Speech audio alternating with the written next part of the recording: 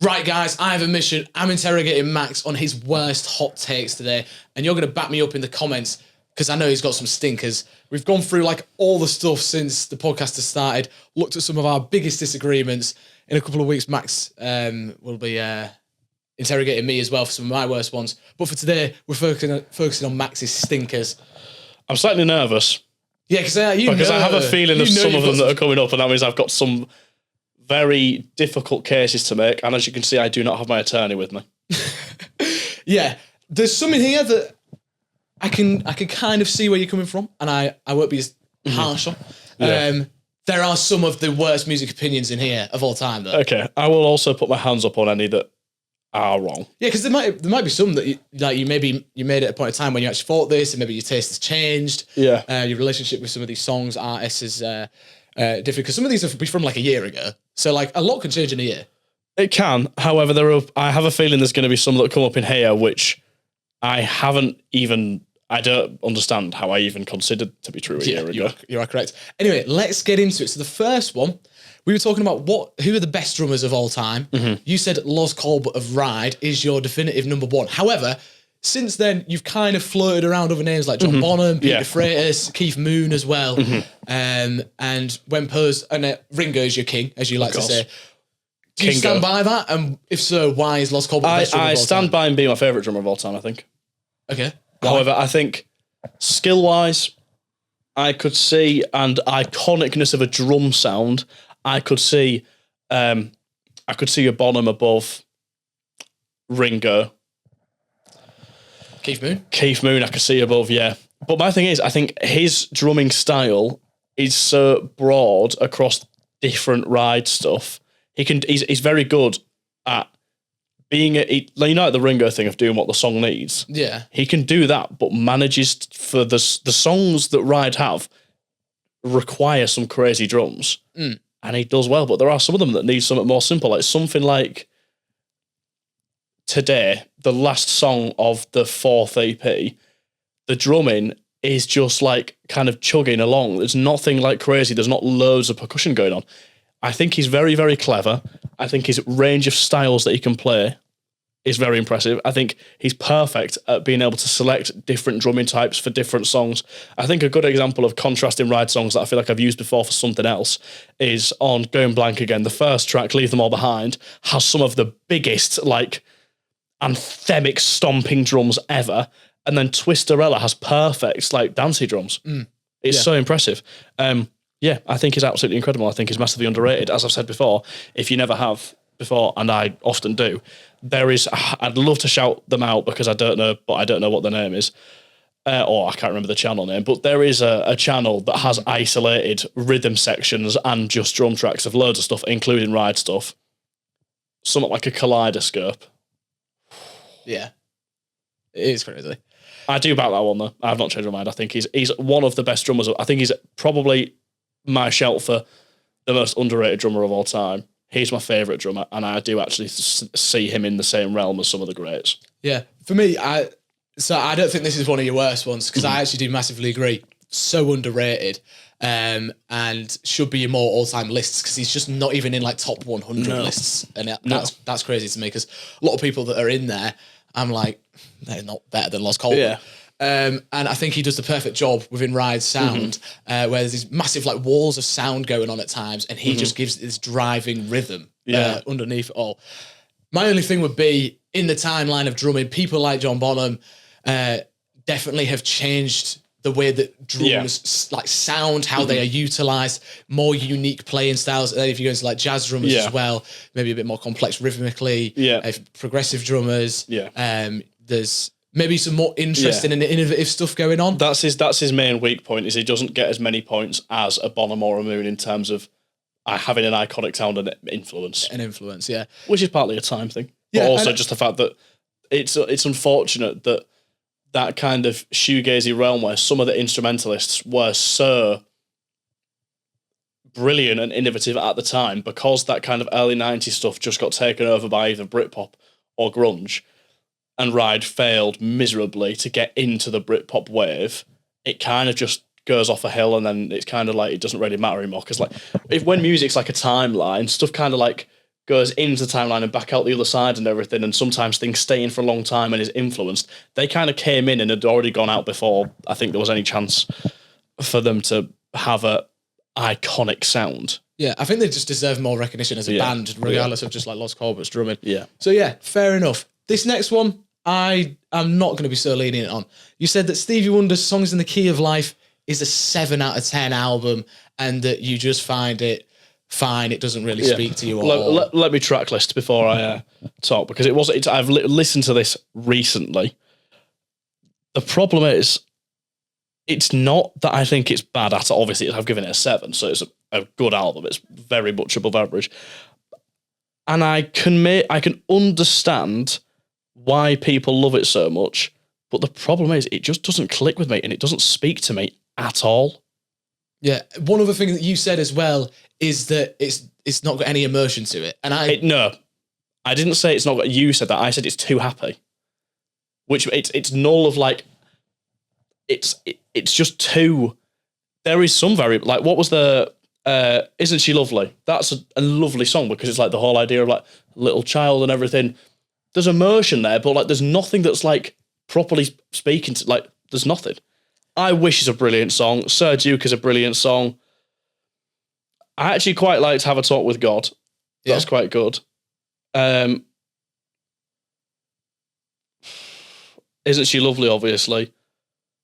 Other than that, no, I'm just genuine. It's none of it. There's not a single song on there that I would skip. It's all just like perfectly good. I don't think any of it's. There's a couple songs that I think are incredible, but for an overall album, I just don't get it. It doesn't speak to me at all. I mean, I understand your argument about being too happy, but like that is like what it set out to be, like life affirming, very like joyous, appreciative of being alive and looking at all these different. And that's good for a bit, but a double album. I don't need a double album. Done perfectly. I mean, if you look at all the different areas of humanity it goes into, and songs like Black Man on there as well definitely have some more like political. Definitely, but it's one song on a double album.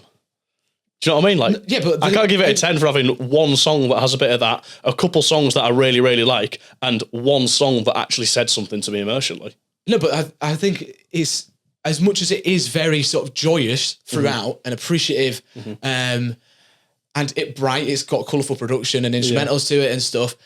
It definitely topically touches all sort of areas of humanity. So I don't think that it's just like... I don't think it does. It's not. It doesn't feel like a Happy by Pharrell that's just like, I'm not hating on it anywhere near. No, but what I'm saying in terms of the happiness side of it, I think it does do enough touching in different areas. I think you've got incredible instrumental variety, complexity, while still balancing the accessibility and the pop sensibilities within the record, whilst also topically... discussing some very real stuff in there that's still relevant today.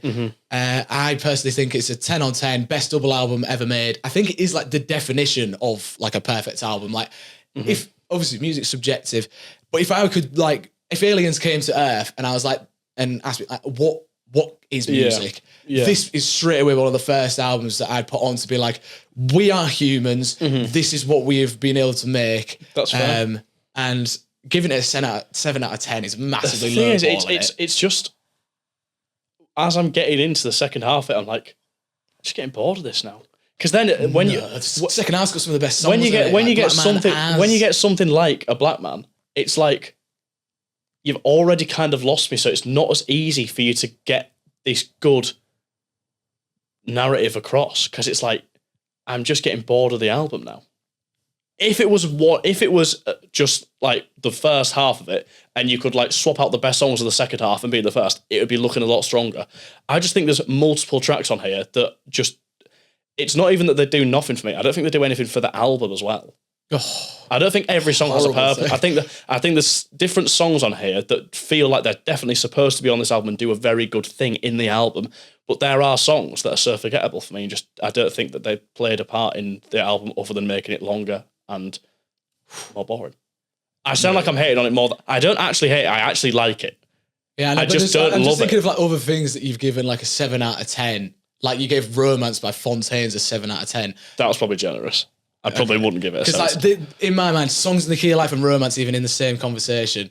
I know a lot of people do like Romance. That's I'm just think that's one of the first ones that came to mind. But that is Romance Today, I'd probably to give it about a 5 because it's just average. Okay. One thing as well, I think what I'm just really interested in, and this is just maybe a bit more of a personal thing, is how this album's going to age with us as we get older. I can imagine something like Isn't She Lovely really connecting once we become like, parents or something. Well, I do actually have a little bit of a nostalgic affinity to Stevie because my mum's massively into Stevie Wonder. So there are songs on here that are massively nostalgic.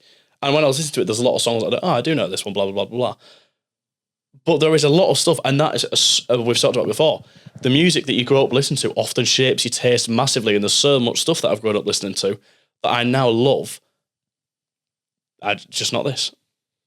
Yeah. Because there is even stuff that I grew up listening to that if I maybe didn't grow up listening to it, maybe I wouldn't love it. But because I've got them memories attached, I kind of do like it, and it feels nostalgic and very safe and warm and just like nice. And you'd think this would fit in that. It just doesn't. Damn. Not some of it doesn't. A lot of it doesn't. Some of it does. There are songs on here that I do genuinely love. Okay. One thing I will just say is that I was just kind of getting onto. So do you know John Denton, the reactor that I often watch? He's like 40 or whatever. I've watched him. He was a massive, he did rock reacts 10 plus years ago now. Yeah. Then started reacting to a load of hip hop stuff. He's now in a classics edition, and he just listened to the Songs of the Key Life for the first time. Shout out to John, big fan. So go check out his reactions if you want to. And when Isn't She Lovely played, he's a father of 2, I believe. He was bawling his eyes out. Yeah. I think it's just one of them albums that can resonate with you in different parts of your life. I do like that song a lot. Yeah. That's not one that you're gonna be like you're gonna like it. I already do like that one. It's the other songs that are the problems in some places. I think it's a 10. Anyway, I stand by it. Next one. You said that Prince doesn't have a perfect album. Now, I don't think this is necessarily too bad of a take. I think that Purple Rain's a 10. However, I do think that is Prince's only perfect album. I think Sign of the Times is definitely close. Around the World in a Day is up there as well. Controversy. I actually really like his self-titled as well, Dirty Mind. He's got a lot that I would give 9 out of 10s to. Right. Okay. But my thing, which is why I kind of don't hate this take too much, is giving an album a 10 out of 10 is quite a feat anyway. So, but maybe go into why doesn't he have a perfect album? What I'll do, because obviously there's a lot of discography to cover, I'll talk a little bit about the ones that are close. So I think my top 3 I think actually, in a row, 1999, Purple Rain, Around the World in a Day. I think they're my top 3 Prince albums. I've listened to some of the later stuff. I like Sign of the Times. I actually didn't love that much. That was good. It was good, but not crazy. And then is it Diamonds and Pearls and Love Symbol as well? Yeah, good. But no, I think those 3 in the row, 1999, Purple Rain, and Around the World in a Day, are the closest. The thing is with 1999, it's kind of a similar thing where I actually liked every single song. However, 1999, the title track, is such a standout that I think it's I don't even want to be bothered about listening to the rest of the album. Little Red Corvette's all right, but that's... all right. I'm being harsh. But yeah, it's one of them where it's as much as on an album that you think is a 10, you can have a favourite, but it maybe changes from time to time or something. I find that with all my 10 out of 10 albums. I don't think that's going to happen with this. Okay, I'm listening to Let's Pretend We're Married by accident. I think when I've got a clear favourite, I would say that song is better, in my opinion, than all the other songs on there. And therefore, I don't know what I'd give it. Maybe probably an 8. But yeah, Purple Rain is probably his best album. I could agree. I think 1999 is his best song. Purple Rain is his best album. It's just one of them where it's mostly very good, but it's not that. It's Purple Rain is a song, insane. Computer Blue, insane. To be fair, actually, Take Me With You, I don't love. Let's Go Crazy is pretty good. Baby I'm a Star's good. Yeah, there's just When Doves Cry is good. I Would Die For You is very good.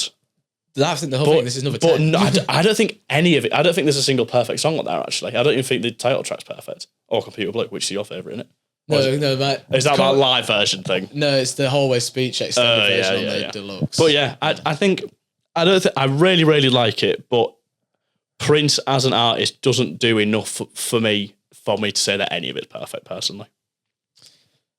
Well, that's a real shame. And Around the World in a Day, just to go into that a little bit, I really liked some of the... I thought the production on that in particular was really impressive. However, it was one of them where I was like, I'm loving the soundscapes and stuff, but then as I'm getting towards the end of it, I'm like, all right, that'll do. It's just when you listen to so much incredible music all the time, it's really easy. It's kind of a bit of a curse because it's like you listen to stuff that is actually really good, but you're like, but this isn't as good as this. Yeah. It's a bit of a curse sometimes because I'm like, oh, this is really good, but then I'm thinking about other aspects of the music, and I'm like, this could be better. So, unfortunately, I still stand by it. Yeah. Purple Rain is probably a 9. Okay. I could say that. Like I said, I'm not too mad about this one because giving something a 10 is quite a feat anyway. Yeah. If you don't, I'm not like what the fuck I've not given it a 4.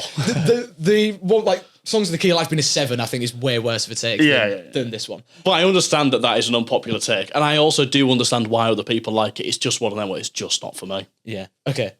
Another one, this one is bad, and we've butted heads on this one so many times, about Climbing Up the Walls being the worst song on OK Computer, lets the album down, prevents it from being perfect.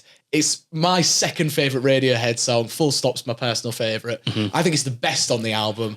I'll just give a bit of context. If you haven't seen our Radiohead discography ranking, I've spoke about how I really like how the songwriting, the structure and the instrumental all complement each other massively. And it's one of my favourite song concepts, how that anxiety and that tension builds. There's this crazy release, but then there's still that haunting energy at the end. Doesn't feel like it's been entirely resolved. And you said you just don't get that from it at all. Yeah, no, but I do. But my thing is, and I do agree, the soundscapes and the topic of that kind of analog era anxiety stuff, it does work together with the instrumental.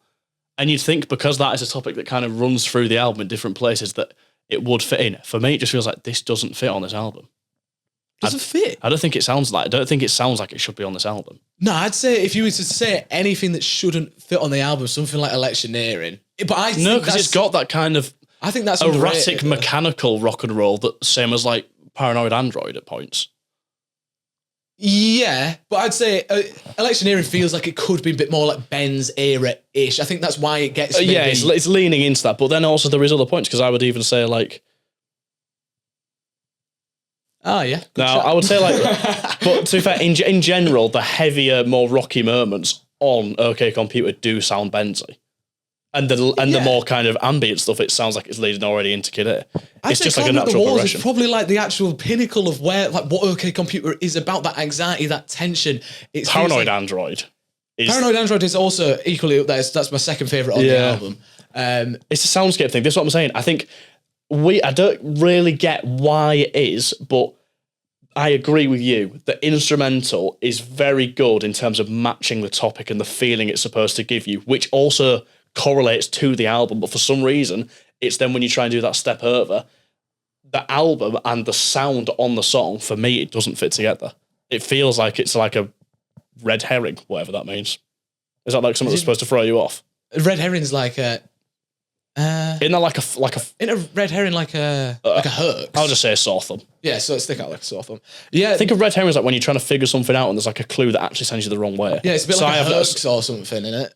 I don't think hoax. I swear hoax. We're fucking just stupid. If you want to let us know in the comments, or just forget that don't even bother. Happens, we'll move on. It sticks out like a sore thumb. I don't think it's a bad song. It's just not. You said it lets the track list down though. It does, because it's not as good as everything else. That is genuinely crazy. I love Tom York's vocal mix on the song as well. It feels like you are trapped.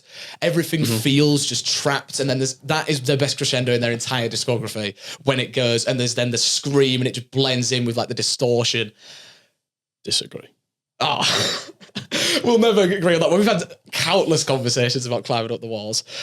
That's one of them where if we were a family, with certain families when you eat together, certain families have rules. We don't talk about politics. We don't talk about blah blah blah. We do not talk about climbing around the walls because we don't. Climbing around the walls. Is that what I said? I've obviously just never listened to it before, have Don't know what it's called. Where would you, just interestingly, let's stick to it. Where do you reckon it would rank amongst like Radiohead songs? Lower 20%. All right, yeah, we don't talk about climate. All right, you've also said that Abbey Road is a 7 out of 10 album and potentially the 7th or 8th best Beatles album. That is insane to me. Maybe 7 out of 10 in this situation is already bad enough. But 7th or 8th best Beatles album, bearing in mind, for context again, it's my favourite Beatles album. I really enjoy it. I think you get the best of all their styles. You get some snappy songwriting.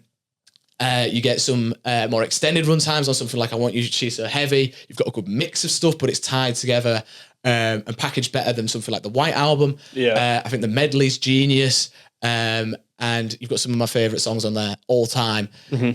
You've said that you think the medley's boring. You've also said... Parts of the medley are boring. Okay, and then you've also said... Golden Slumbers and Carry That Way. Hang on. For the context, you've said that the first half has some of your like least favourite of Beatles' big hits on it, is what you've said. It has my least favourite of the hits. Which Come Together. I don't like Come Together. And that's a weird one, to be fair. The other stuff on here, I genuinely... When I say I don't like it, I just mean like there is a reason why it just doesn't... Come Together...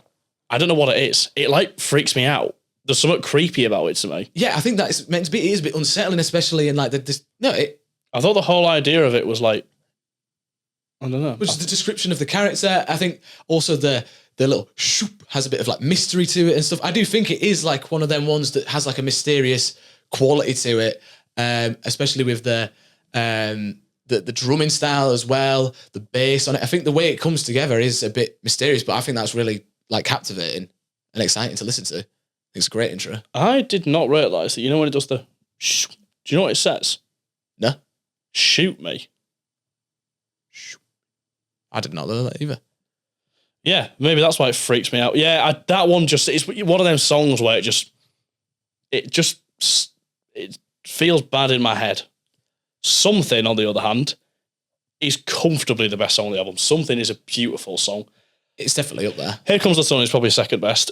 I Want You, She's So Heavy, more recently I appreciate more than I have because the riff has kind of just become a little bit infectious to me. Octopus's Garden I love because Ringo is king. Oh Darling is pretty good, but I don't think it's like a standout like Beatles love song. I think it's a good one, but there is countless that I would put over it. Maxwell Silverhammer is like a fucking nursery rhyme. I think it's self-aware though.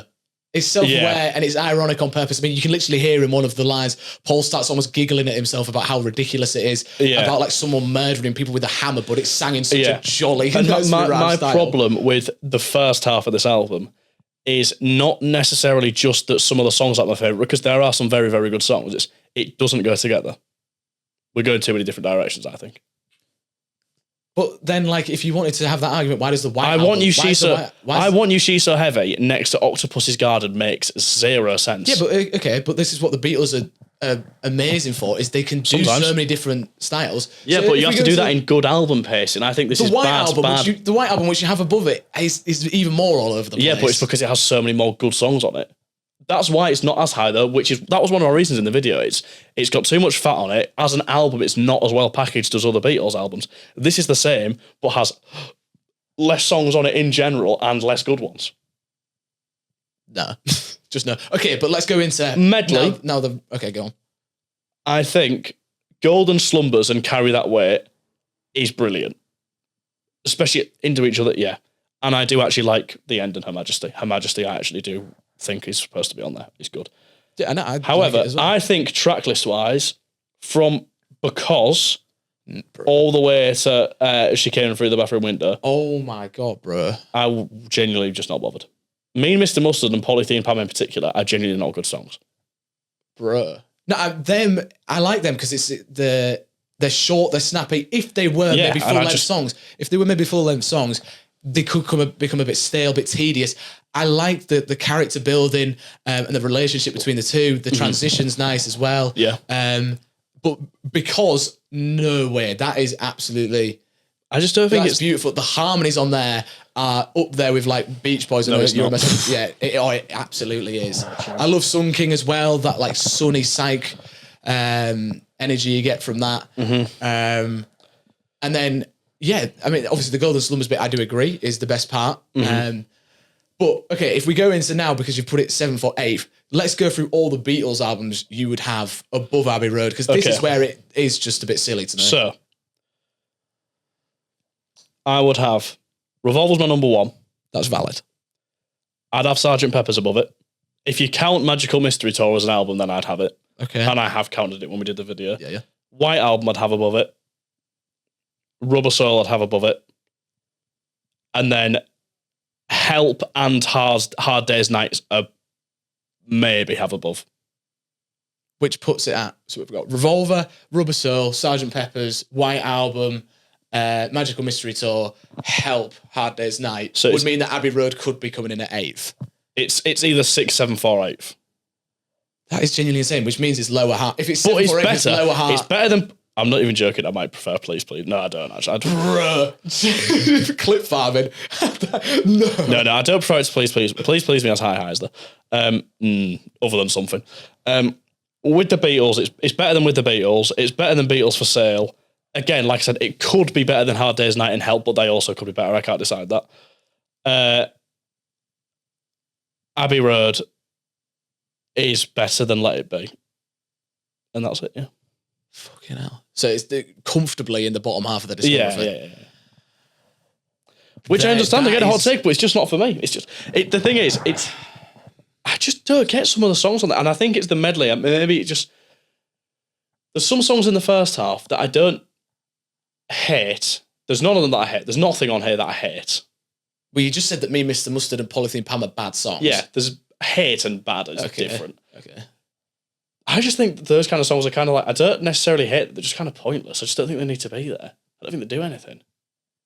Oh, I think the medley would have been a great idea if the whole album was the medley and just replaced the bad bits with other good bits.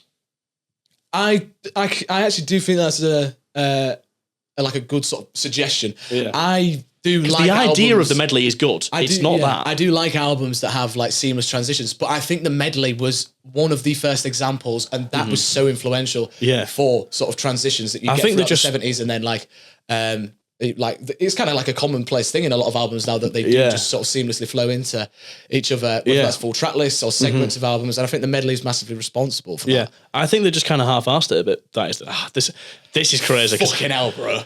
Sorry, Paul. And Ringo. I just think, I think this album could be, I would hold this album in as high regard as other people do, and you, if it was all seamless transitions, all medley, you cut out some of the bad songs, and you included stuff like Something and Here Comes the Sun and I Want You She's So Heavy in the medley as shorter bits that all transition together. I think that would have been better. I think they've tried to be too safe with it. I think they've gone, we've got our hits ones, and then we're going to do something weird on the other half. Just do the whole thing cool. But I don't know. I mean, I do like that suggestion, but like the other Beatles albums don't do that either. I know. So why is that only one thing for Abbey Road? Because they didn't try and do it on the other album, so that's fine. But if you're gonna do it, then fucking do it. Well, they did commit. I mean, the whole like sort of second half, pretty much. Yeah, but just do the album. But I mean, that's the same. I often don't like when albums are kind of in proper two halves. I like it to be. This one still has like "Here Comes the Sun's" on the B side. I think it's "I Want You She's So Heavy." It cuts off, and then it's pretty much halfway. You know what I mean? Like not necessarily A and B side, but I don't like the idea of having like a first half of an album and a second half of an album, which this does have. The medley is the second half, pretty much. Yeah, but it's not an issue for like Low, Heroes, Remaining Light. That's different though, because it's so good. I also probably could. Here we go. We're cooking up. I don't think. But I think Remaining Light doesn't. It's not that crazy in terms of one half, second half. I don't think I think they still fit together. This doesn't. I'd say this is way more similar than. But the difference is with this. This feels like a thing of, right, we're going to do this thing. Let's just plonk it at the end. And then that's it. Let's move on before we start throwing hands. All right, next one is... By the way, we are going to lose so many subscribers over this video. Slash, I'm getting doxxed and like my parents are gonna, or like my family are gonna get death threats on Facebook or something like that. Well, you're interrogating me. I'll do a disclaimer mid-video. This is just my opinion. I don't think any of this is objective. If you love songs in the key of life and Abbey Road, I'm not gonna be like, this guy has no idea what he's talking about. I will just be like, each to their own. I'm glad you're really enjoying the music. Yeah, well, I hope that comes across in our content anyway. Like, we are just sharing. Yeah, but we opinions. always get so much that like, this is not true. And we're like, I know. Yeah, it's just an opinion. That's what it's all about. It's a hot takes. Podcast takes our opinions. I don't even want to upload this one. Well, the next one is definitely a more light-hearted one, because I can't believe you've even said this, and I know you can't believe it either. So we were doing, is Kendrick Lamar underrated or overrated?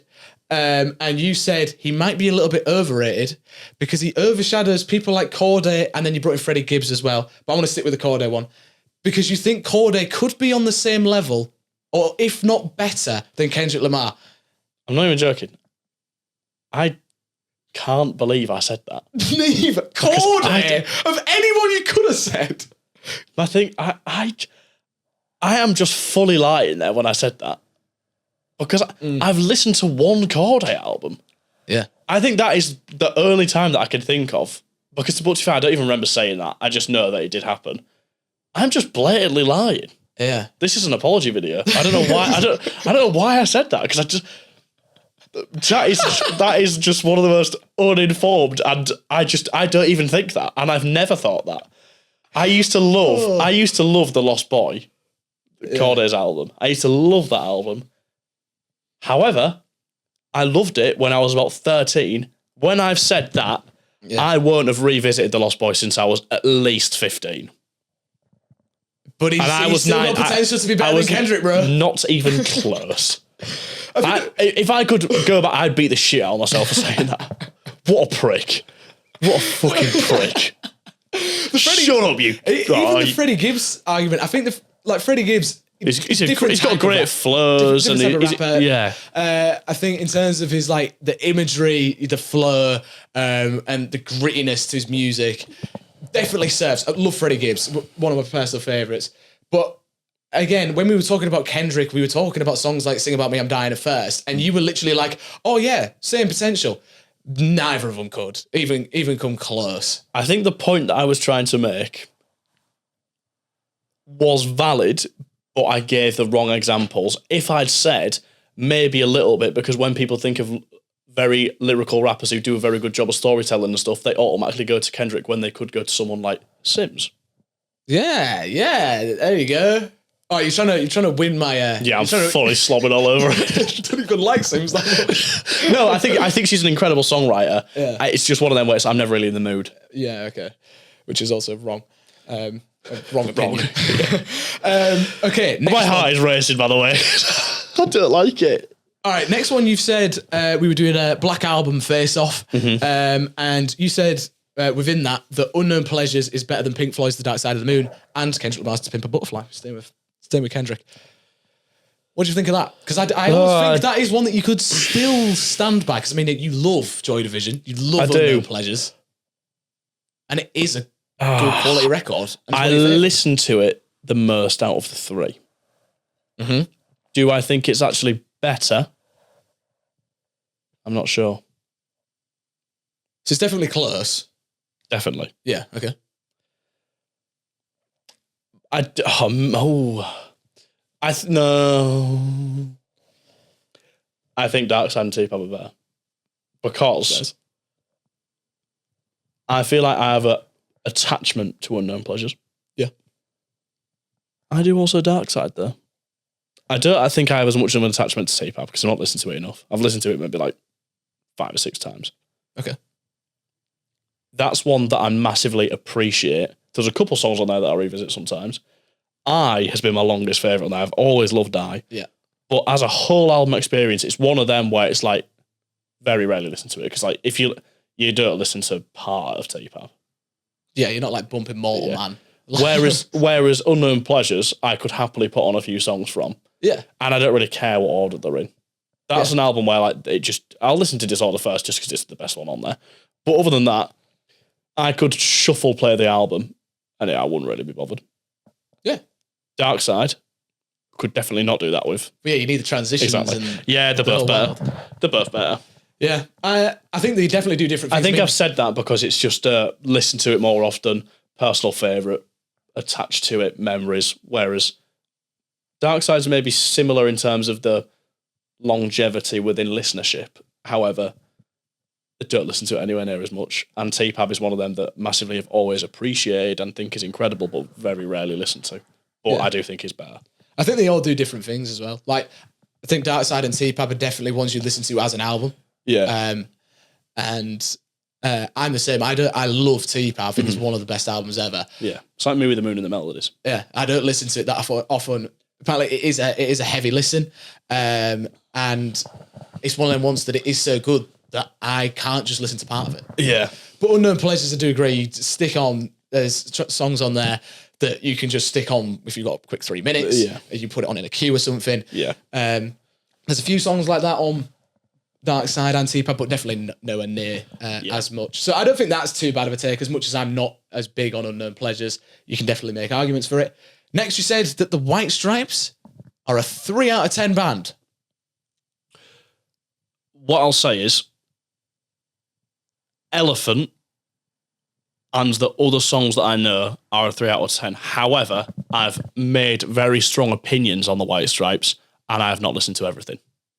Unfortunately, Elephant is kind of... That's what I'm saying, because I think we've had the conversation, and just from general online music discourse, I have an understanding of if I think Elephant's a 3 out of 10, I'm probably not I'm not gonna think that them as a band gets much better than that. So I've said it. However, it's one of them where I've said it. Would I die for them being a 3 out of 10? No. Well, yeah. I wouldn't die for the White Stripes any rating, to be honest. Yeah, but... Yeah. They're not a band that die. Yeah, you're right. I'm being extreme.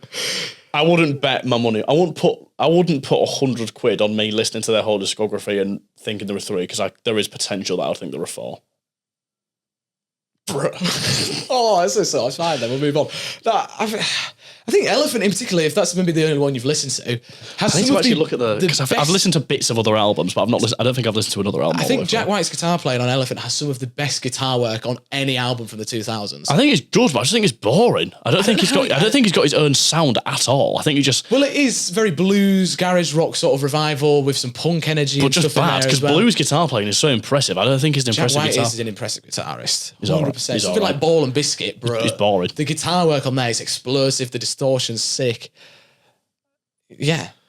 Seven Nation Army, that song's so overplayed. However, Impact and stuff, that's one of the most sort of impactful I tell you what, intros. It was tough. There was like a different version of it that was the Battlefield 1 trailer. Holy fucking shit, that was insane. There you go. So you've got a bit of... However, that wasn't even the actual version. It was like a remix version that was like a foghorn. It was like... Other than that, though, it's terrible.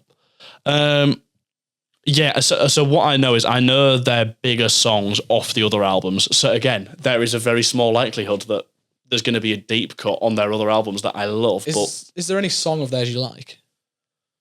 No, I don't know why I'm even going to look. There isn't. Crazy. I don't know how you do it. So like songs like Black Math and that on like Elephant. It's got that like punk energy. Yeah, because I just found them boring. Or like Hypnotize. But I do actually remember Black Math. That was one of the ones I get it. I just don't want to listen to it ever again. I'm not going to win this one, but I think 3 out of 10 is incredibly harsh.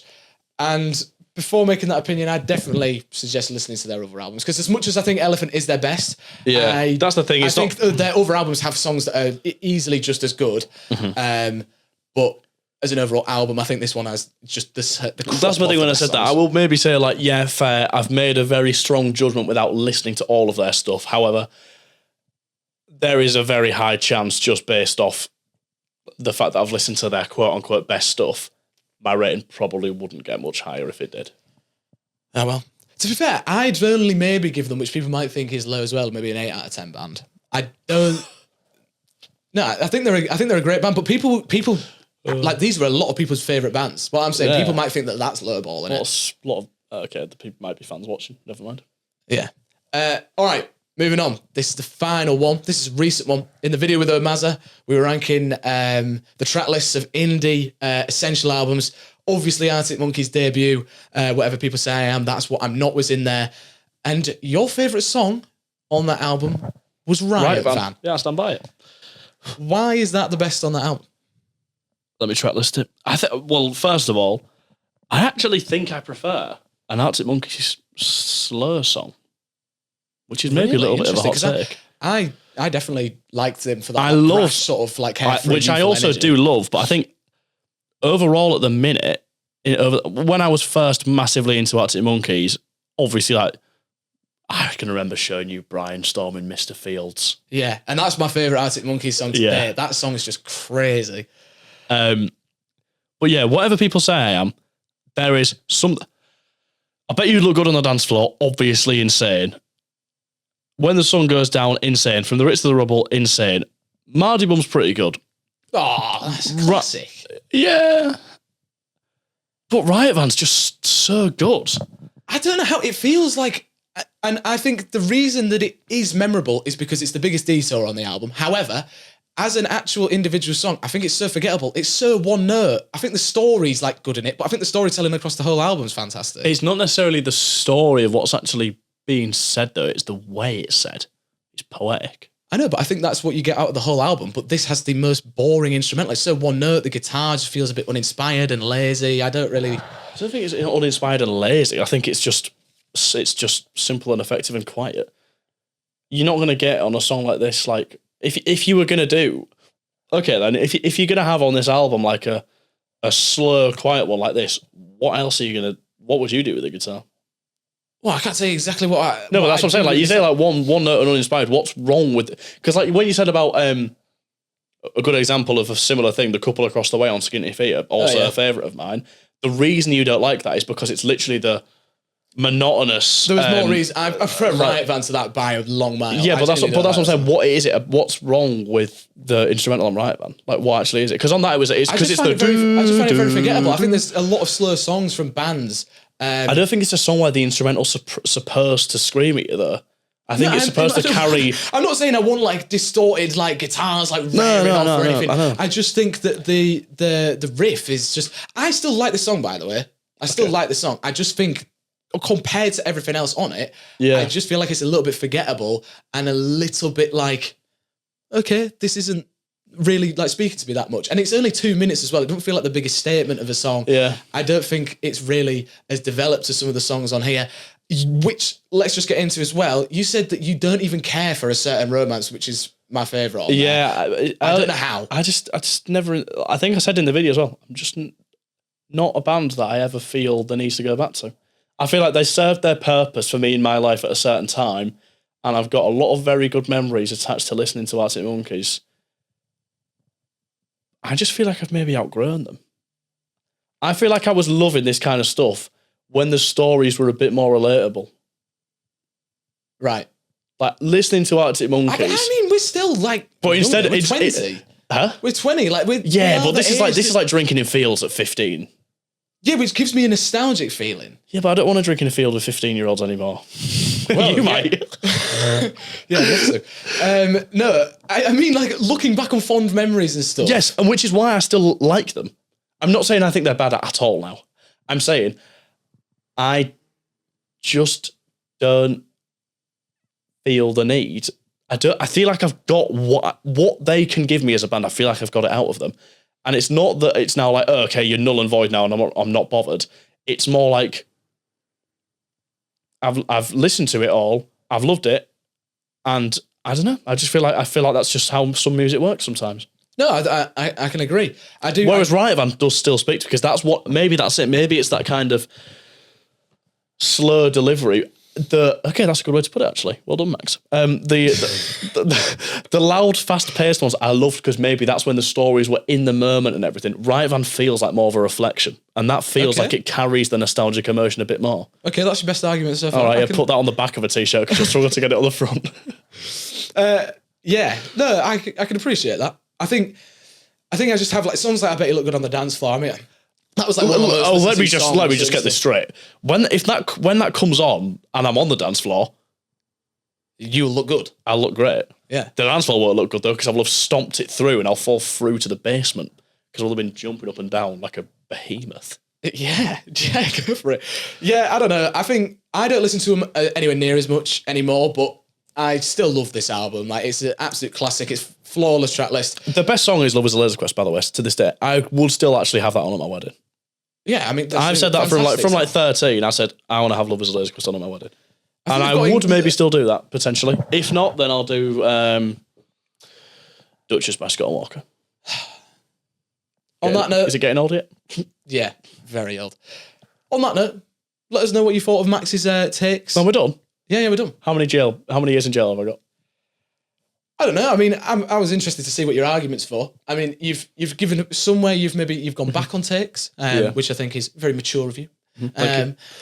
And then others like Songs in the Key of Life, Wish You Liked It More, Abbey Road, Wish You Liked It More. I also do wish I liked those albums. Yeah. But like, that's what this is all about. We're just here to discuss music opinions, and if we were all the same, the world would be a boring place. Yeah. Takes all sorts to make the world go round, as my mum would say. Yeah, it's a good message. But let us know, have you been like punching your screen or anything throughout this video? And do you want to drink in fields of 15-year-olds? Like with Sam? Yeah. Any 15-year-olds? Yeah. Okay, that'll do. I'll put an invite on the story later. Are we going to get cancelled for that? Hey, as long as you don't do it, it's fine. Yeah, all right. I won't do it then. Anyway, Worst outro ever done. If you've enjoyed, like, subscribe, and next time Max is going to be interrogating me. So come back to see me. I feel like I want like a detective outfit. Do you have one? No. Well, I'll go up on my little maid outfit. I'll do that. Do that then. See you in the next one. Yeah, we'll see you.